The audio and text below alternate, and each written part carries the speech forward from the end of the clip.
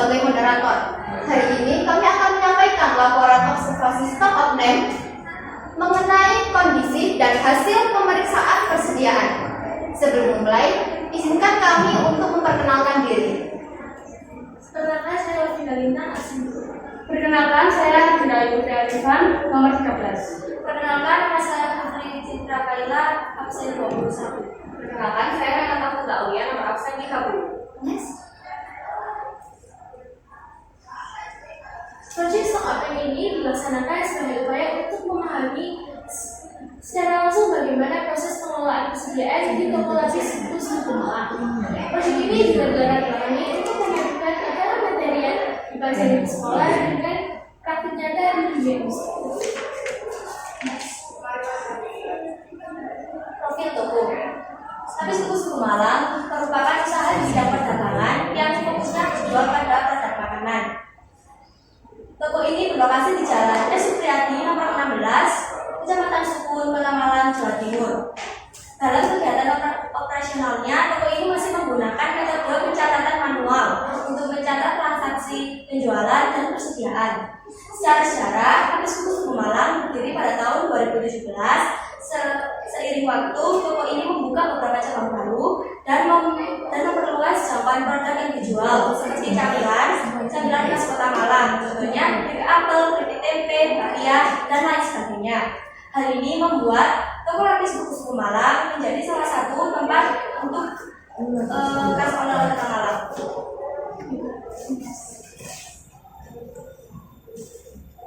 The meaning of FIFO and average is FIFO is an inventory valuation method in which the oldest inventory items are issued or sold before the newer ones.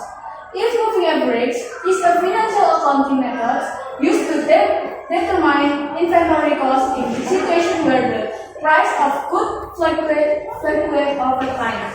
Yang artinya yaitu FIFO atau first in first out adalah merupakan salah satu metode penilaian persediaan yang dimana persediaan yang tua dikeluarkan terlebih dahulu, baru yang persediaan yang terbaru. Jika average atau moving average atau rata-rata bergerak adalah metode yang digunakan untuk menentukan biaya persediaan dalam situasi di mana barang berfluktuasi seiring berjalannya waktu. Slide tersebut berisi bukti pendukung yang digunakan toko lapis Siklus Gumalang. Terdapat bukti nota. Bukti nota berisi daftar pembelian beserta harganya, sedangkan bukti transaksi berisi pencatatan keluar masuknya barang yang dicatat setiap hari. Kedua bukti tersebut kami gunakan untuk memastikan data yang kami ambil benar dan sesuai dengan apa adanya. Next. Berikut ini merupakan hasil perhitungan persediaan stiksi menggunakan metode first in first out. Pada perhitungan tersebut diperoleh persediaan akhir sebesar Rp14.000, harga pokok penjualan sebesar Rp84.000 dan penjualan bersih sebesar Rp108.000. Maka laba kotor yang diperoleh oleh perusahaan untuk penjualan stiksi sebesar Rp24.000. Berikut ini merupakan hasil perhitungan persediaan stiksi menggunakan metode moving average. Pada perhitungan tersebut, persediaan akhir barang diperoleh sebesar Rp14.000 dan harga pokok persediaan sebesar Rp84.000 serta penjualan bersih sebesar Rp108.000. Maka laba kotor yang diperoleh perusahaan untuk penjualan stiksi sebesar Rp24.000. Comparison of the two methods. There is no difference between first in first out FIFO method and the moving average method because the purchase price of the good did not increase or decrease, remaining stable throughout the period. As a result, the cost of goods sold and the gross profit production report metode statistik. Jadi tidak ada perbandingan antara metode FIFO dengan metode average karena harga beli atau harga pembelian itu sama dalam satu periode tersebut. Dengan demikian, HPP atau pokok penjualan dan laba kotor yang dihasilkan dari dua metode tersebut sama. Pada slide berikut terdapat link kartu persediaan. Link ini berisi pencatatan transaksi, penghitungan saldo, dan merangkum HPP laba kotor. Next. Conclusion. From the stock option project at Lapis Kusuma, we learned that accurate inventory management is essential to ensure smooth business operation and prevent errors in stock accounting. This activity also encompasses values such as honesty, servability, discipline, teamwork, and complete and societal business, allowing us to complete the project well and gain real world estates. Jadi, melalui sahabat dari Lapis Kusuma, kami belajar bahwa pengelolaan persediaan yang teliti sangat penting untuk menjaga kelancaran usaha dan mencegah kesalahan dalam mendapatkan stok. Kegiatan ini juga menanamkan nilai kejujuran, kedisiplinan, kerjasama, serta kesiapan fisik sehingga kami semua dapat menyelesaikan tugas dengan baik dan memperoleh pengalaman langsung dari dunia. Berikut ini beberapa saran yang dapat kami berikan bagi perusahaan. Yang pertama yaitu mengoptimalkan penggunaan Excel dalam stock option. Yang kedua, mengadakan pelatihan dasar penggunaan Excel bagi karyawan. Yang ketiga, memanfaatkan media sosial untuk promosi. Saran bagi siswa. Yang pertama, lebih aktif mencari informasi dan memahami alur stock option. Yang kedua, meningkatkan kerjasama dalam tim. Dan yang terakhir, lebih teliti dan sistematis. Yang terakhir adalah saran bagi sekolah. Sekolah perlu memberi arahan yang lebih jelas dan terstruktur. Yang kedua, memberikan pendampingan dan monitoring. Dan yang terakhir, menyediakan pelatihan dasar penggunaan Excel. Oke, sekian presentasi yang dapat kami sampaikan. Mohon maaf apabila ada salah kata atau salah perbuatan. Terima kasih, kami akhiri. Wassalamualaikum warahmatullahi wabarakatuh. Waalaikumsalam warahmatullahi wabarakatuh. Coyok persen. Diskutam banjir dari semua. Sudah terlatih. Iya. Mana? Siapa dulu tiga? Yang pertama, tarik nafasnya dulu aja. Iya enggak? Iya. Sebenarnya kalian itu dari awal itu mungkin kelihatan gugupnya itu kelihatan, sehingga ada tengah-tengah itu yang harus ada jedanya, blank sedikitnya, terus kayak pengen memburu waktu supaya cepat selesai semuanya sebelum dinikmati. Nah, di sini tadi saya agak ada yang menarik gitu ya. Ketika kita berbicara, itu kan pasti ada sumber dasarnya. Ketika kita mengeluarkan suatu hal atau mengarahkan suatu hal, itu berarti harus ada bukti dan dasarnya. Yang disaran tadi,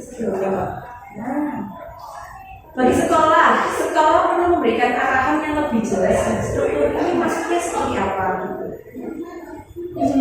Iya. Soalnya itu kan PPT itu direvisi hampir beberapa hari, baru dikasih tahu gitu loh Bu.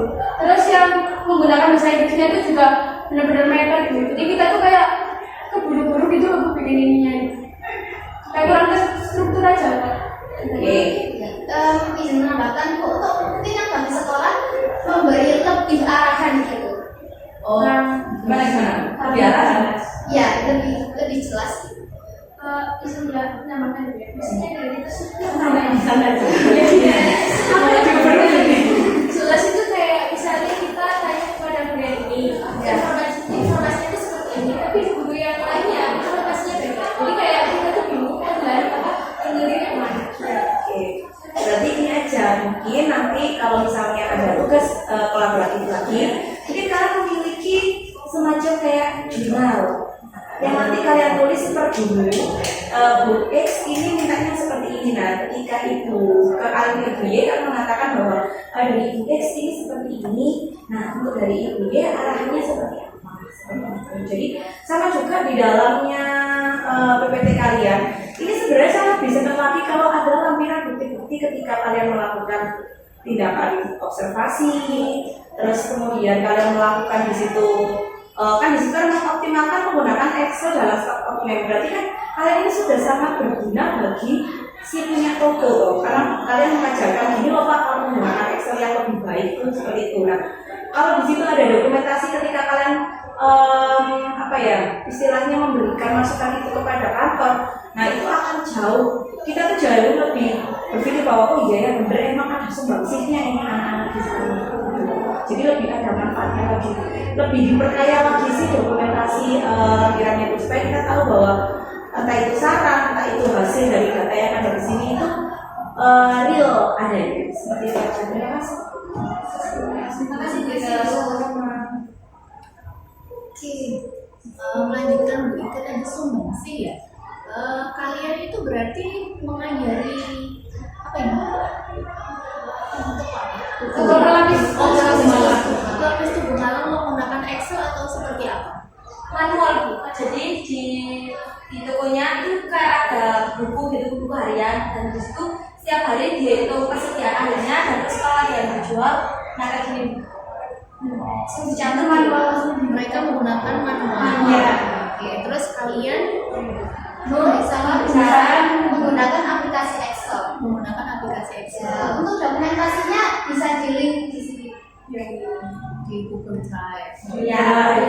Iya, di Drive. Oke. Kemudian untuk yang perbandingan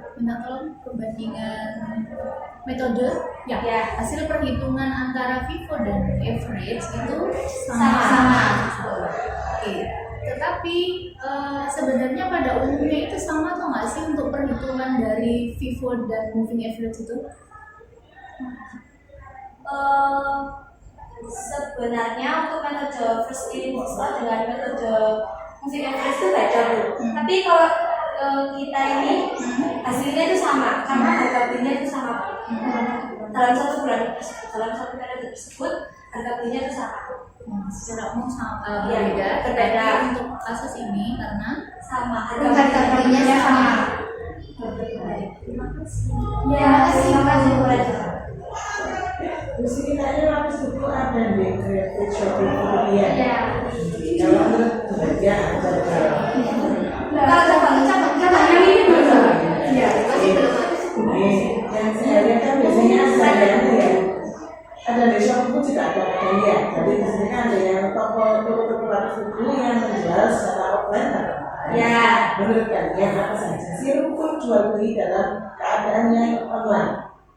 Rukun jual beli prosesnya jual beli rukunnya apa saja? Permisi Bu izin menjawab. Untuk rukun jual beli sendiri ada penjual, pembeli, dan akad.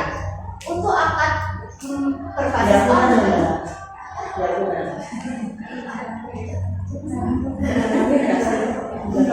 Bersama lagi penjual yang pembeli lain kan?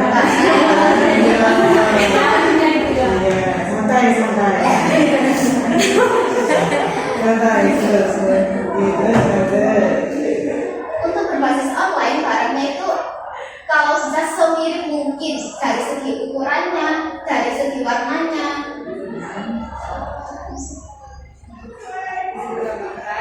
Barangnya sebisa mungkin sesuai dengan yang dicantumkan pada platform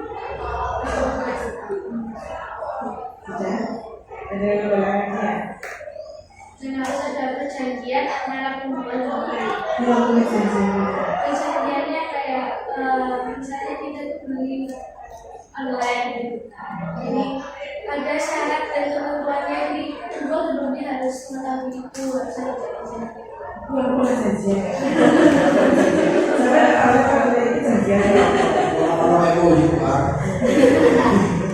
Perjanjiannya itu syarat yang ketentuannya seperti pembeli ada di bawah-bawahnya apa deskripsinya. Itu perjanjian yang layak akad. Perjanjiannya apa? Ruangan dari mana? Cuma mobil tuh dulu Pak. CC, ruangan itu kami CC ya. Saya cilik dulu. Ya, terima kasih Moga. Terima kasih Bu Sari. Sama-sama. Ya, saya nggak salah. Siapa anak kecil?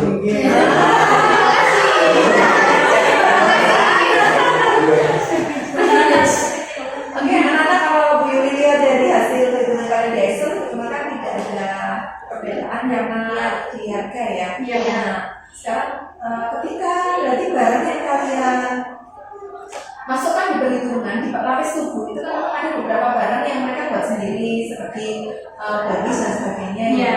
Nah, memang lapisnya di cemilan. Nah, sekarang saya tanyakan apakah barang cemilan itu kan tidak habis langsung gitu. Iya. Kalau misalkan kurang berapa hari itu atau sudah expired, apakah ada ketentuan dari retur dan apakah itu tertuang di perhitungan Excel kalian?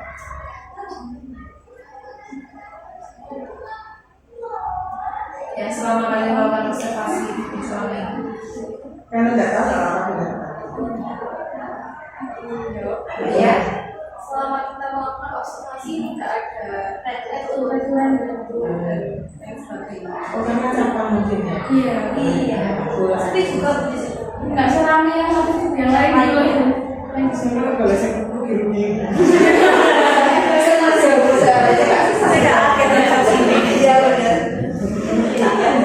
Kalau kalian analisa, berarti perputaran persediaan di lapis tubuh yang kalian observasi itu kira-kira dalam 1 minggu ada perputaran nggak?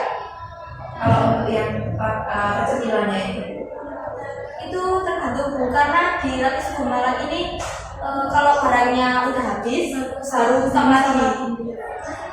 Barangnya habis baru stok lagi. Iya. Berarti stoknya tidak banyak kan? Iya. Ya pintar lah dia yang. Iya, Jadi mencari aman ya. Transaksi pusat tidak baik. Iya. Ya oke, terima kasih. Terima kasih Bu Yuli.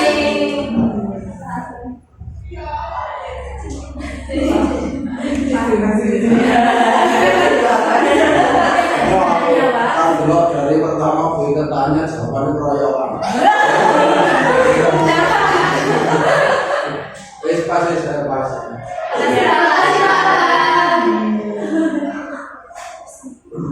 Oke, bisa diakhiri. Sekian presentasi yang dapat kami sampaikan. Mohon maaf dan terima kasih. Wassalamualaikum